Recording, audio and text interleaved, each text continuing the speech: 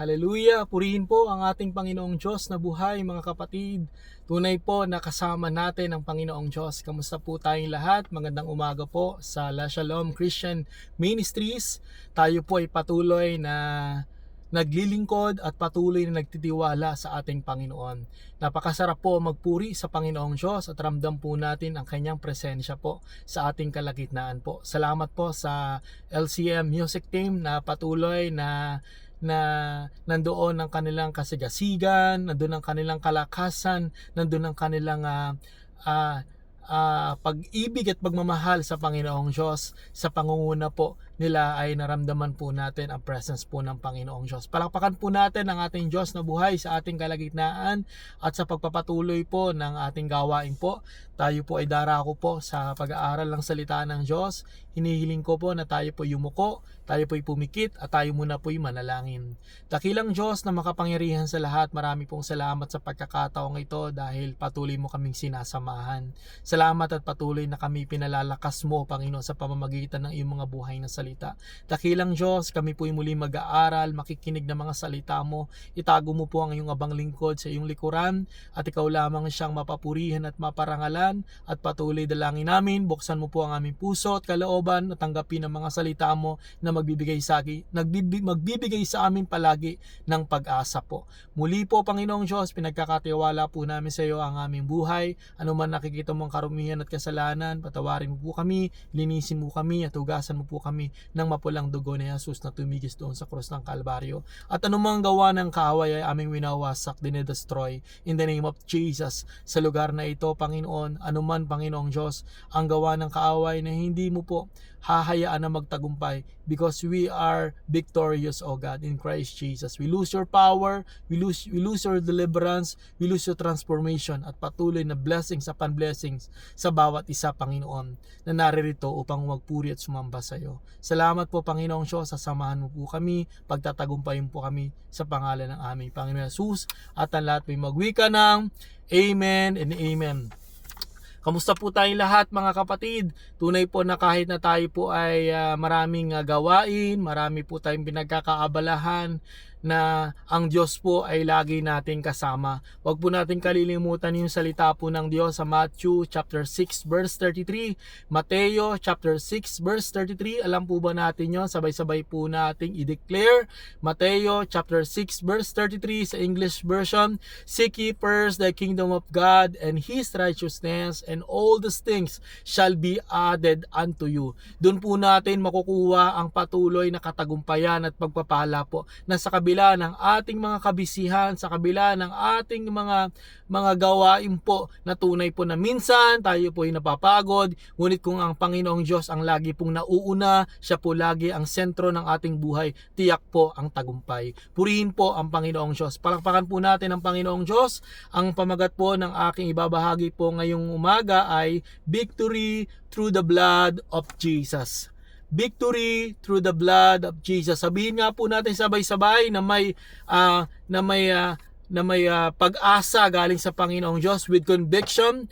Victory through the blood of Jesus po. Kanina po sa scripture reading ay nabasa na po ang ating main verse. Ngayon po ay muli ko pong babasahin po. And they overcame him by the blood of the Lamb and by the word of their testimony, and they did not love their lives even to death. Sabi po ron na binabanggit po doon yung blood of the Lamb. Sino po yung tinutukoy dito sa blood of the Lamb? Si Jesus po ang kordero ng Diyos na nag-aalis ng ating mga kasalanan.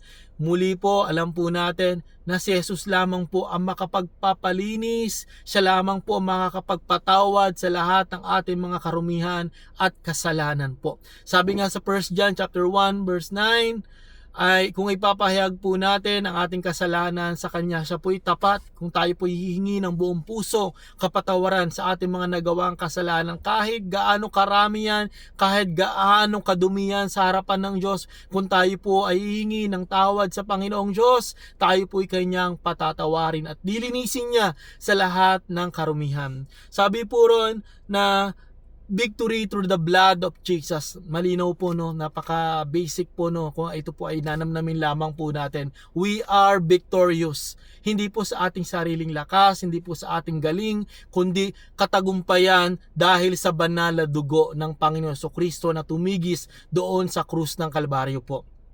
Believers overcome sin.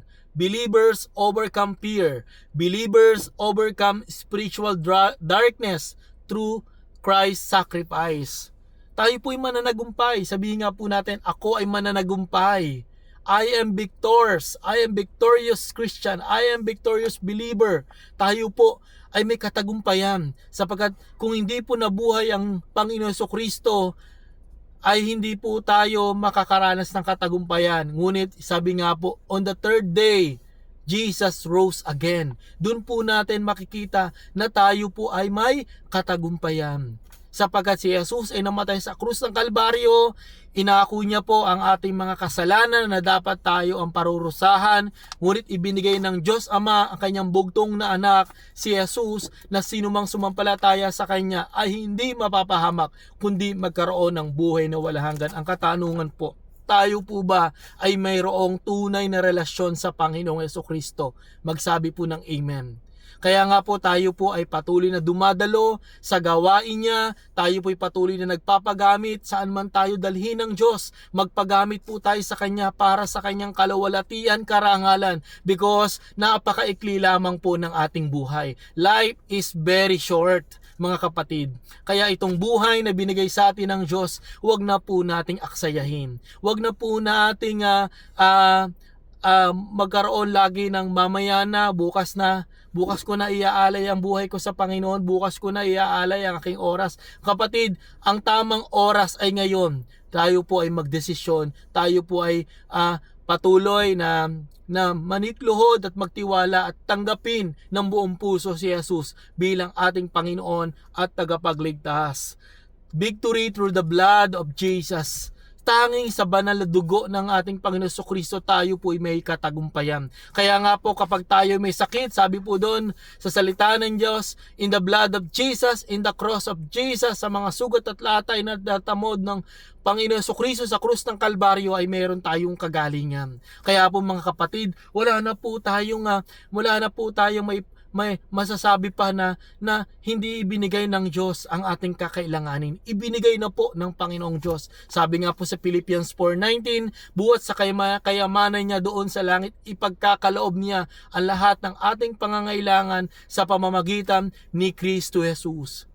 Through Jesus, that I can do all things, we can do all things through Christ who strengthens me. Tanging sa pangalan ng Panginoon Jesucristo tayo po'y mayroong katagumpayan. Sa dugo ng kordero, binabanggit po yung si Jesucristo, ibinigay ng Diyos Ama ang kordero, si Jesus po yun, binigay ng Diyos Ama ang kanyang kaisa-isahang anak na sino mang sumampalataya sa kanya ay hindi mapapahamak. Si Jesus, ang kordero ng Diyos, ang kanyang dugo sa krus, ang nagliligtas sa atin mula sa kasalanan at nagbibigay ng kapangyarihan para magtagumpay. Amen po. Victory through the blood of Jesus. Kaya po anuman ang ating pinagdaraanan, anuman ang nararanasan nating financial crisis, sabi nga po, in the blood of Jesus, in the cross of Jesus, habang tayo sumusunod sa mga pangako ng Panginoon, pinanghahawakan po natin ang pangako ng Diyos na hindi niya po tayo iiwan at hindi niya po tayo pababayaan at meron po tayong pananampalataya.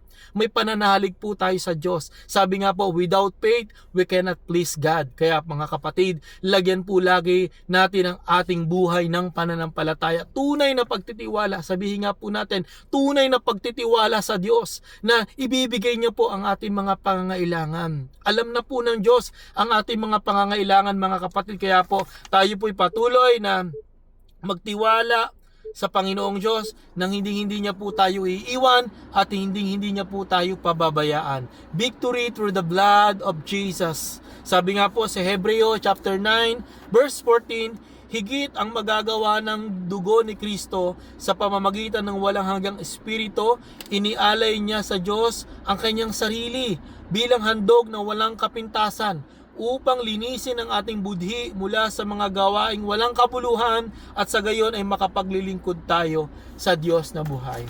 Sabi nga po sa Romans chapter 12 verse 1 and 2, sabi nga po doon ay tayo po ay huwag umayon sa takbo ng mundong ito. Napakasama na po ng napakasama na po ng takbo ng mundong ito, mga kapatid. Kaya wag po tayong tatalikod sa Panginoon. Alagaan po natin ang kaligtasan na binigay sa atin ng Panginoong Jesucristo. Jesus is coming very soon. Malapit na po dumating ang Panginoong Jesucristo. Kaya nga mga kapatid, anuman ang sitwasyon po natin, patuloy po tayong manikluhod, patuloy po tayong lumuhod sa harapan ng Diyos. Hingin sa Kanya ang kalakasan, hingin sa Kanya ang pananampalataya po sa pamamagitan ng salita ng Diyos. Nagbabasa pa po tayo ng salita ng Diyos. Joshua chapter 1 and 9, day and night, meditate it.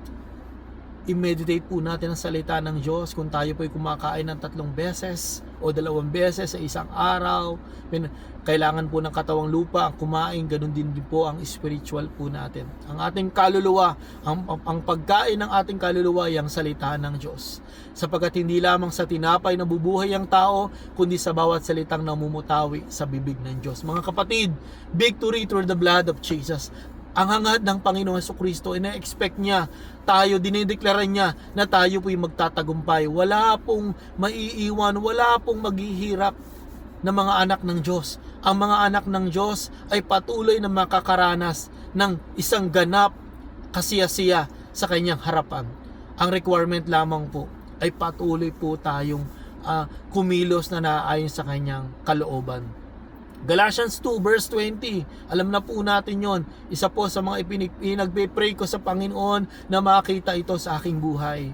Makita nawa sa ating sarili, i-memorize po natin, namnamin po natin ang Galatians chapter 2 verse 20, na kung tayo may buhay, hindi na tayo ang nabubuhay, kundi si Kristo na ang nabubuhay sa atin. At habang tayo ay nabubuhay sa daigdig, mamumuhay tayo sa pananalig sa anak ng Diyos na nag-alay ng kanyang buhay para sa atin. Mga kapatid, victory through the blood of Jesus. Nagtagumpay na po ang Panginoon Jesucristo at tayo po ay magtatagumpay din sa pangalan ng ating Panginoon Jesucristo. Philippians 4:13, sabay-sabay po natin declare, I can do all things through Christ who strengthens me. Kaya po ang kaaway po, wala na po siyang kapangyarihan sa atin. Wala siyang power sa pamilya natin. Kaya po, punuin po natin ang ating tahanan. Bigyan po natin ng puwang ang presensya ng Diyos. Huwag po tayo maging lulong sa gadget. Huwag po tayo maging lulong sa social media. Ang social media po ay nakakatulong din. Makakakuha tayo ng mga insight for living po. Pero balansihin po natin. Nakakatakot po na kung dumating bigla ang Panginoon at ikaw ay maiiwan, kapatid, napakasaklap po. Kaya bilang tayo po'y mananampalataya na, mga kapatid, like a thief in the night ang pagdating ni Jesus. Hindi po natin alam kung kailan darating ang Panginoon Jesucristo. Kaya po'y maging mapagbantay po tayo, maging mapanalanginin po tayo, lagi po tayo mag-worship at patuloy na sumunod sa kanyang kalooban. Sumunod kapatid, sapagkat ang susi ng pagpapala ay pagsunod. Mga kapatid, victory through the blood of Jesus. Tayo po'y magtatagumpay hindi sa ating sarili lakas, kundi sa lakas at kapangyarihan ng dugo ng Panginoon Kristo na tumigis doon sa krus ng Kalbaryo. Purihin po ang ating Diyos na buhay, mga kapatid. Magpakatatag po tayo, maging mapanalanginin po tayo, maging hininga po natin ang panalangin. Lagi po nire-remind tayo ng ating our beloved Pastora Sol Ruiz.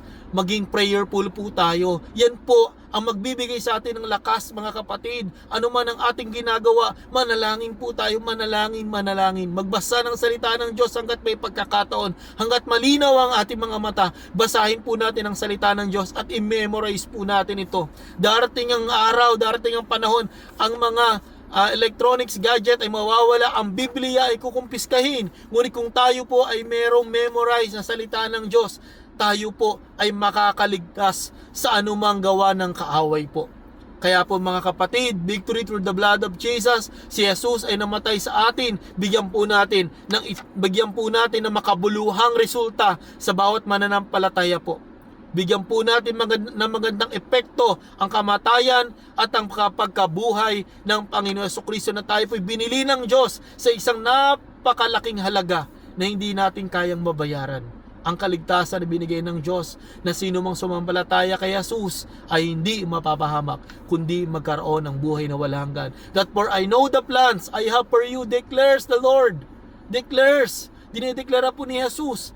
For I know the plans I have for you, declares the Lord. Plans to prosper you and not to harm you. Plans to give you hope and a future. Nandyan na po ang kasagutan ng ating mga dasal at manalangin. Turuan po natin ang ating mga anak na manalangin. Turuan po natin ang ating mga anak na magbasa ng salita ng Diyos. Mga kapatid, ituloy po natin ang ating family altar, na ito po ay kayamanan na tinuro sa atin ng ating beloved Pastor Sol Ruiz. Family altar. Mag-build po tayo ng altar sa bawat tahanan po natin, na si Jesus po ang ating Panginoon at tagapagligtas, at wala nawa pong maiwan sa pagdating ng Panginoon Kristo. Ngayon pa lamang po, seryosohin na po natin ating relasyon sa Kanya. Seryosohin po natin ang ating personal na relasyon sa Panginoon Kristo.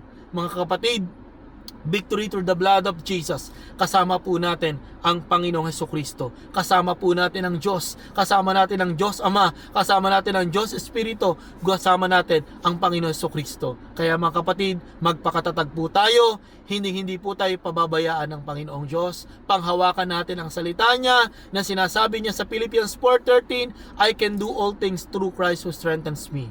Purihin po ang Panginoong Diyos, pagpalain po tayo ng Panginoon. God answers our prayer. Pagalingin po tayo ng Panginoong Diyos. Ano man sakit at karamdaman, tayo po ay makaahon sa kahirapan. Tayo po ay maging pagpapala sa community. Tayo po ay maging pagpapala sa ating mga magulang. Tayo po ay maging pagpapala sa ating church. Tunay po na ang Panginoong Diyos, buhay po siya. Buhay ang ating Diyos na pinaglilingkuran. Purihin po ang Panginoon, pagpalain po tayo ng ating Diyos na buhay.